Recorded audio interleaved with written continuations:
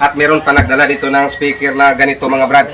Simula po kami gumawa ng mga speaker box. Ngayon lang po kami nakasubok ng ganitong speaker. So yan, ibang klase po to. Yan. Ito po ang original sa JBL. So yan, tatak JBL. Gusto ko na ipakopya yung original na box.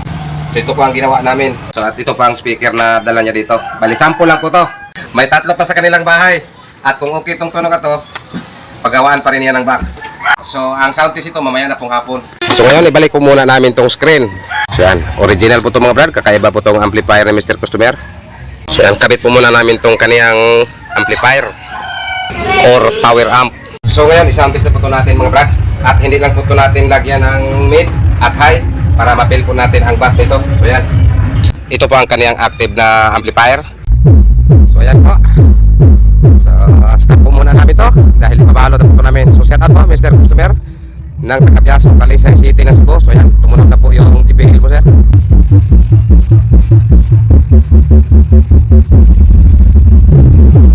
Sa iyo Mr. Customer, maraming salamat sa pasubra mong bayad. So nadagdagan na naman po yung mga naipo naming pasubrang bayad. So yan, ito na. Salamat kayo sir. Thank you. Salamat. Dong, thank you. Simula po kami gumawa ng mga speaker box. Ngayon lang po kami nakasubok ng ganitong speaker. So yan, ibang klase po to. Yan. Ito po ang original sa JBL. At sa hindi pa nakalam kung ano po nakalo nito, ipapakita ko po muna sa inyo. So yo, what's up mga brad? So muli na naman po ninyo mapakinggan yung generic namin na setup. So yan, High Vision 600 woofer. So isa-sound test to natin ngayon. At sa hindi ko pa ipapatuloy ang sound test ito, i-set up ko muna itong nag-order nito, dalawang MCBD12 loaded by High Vision 600 watts, Mr. Dewey ng Naga City sa Cebu. So ayan ako ang inyong dalawang MCBD12.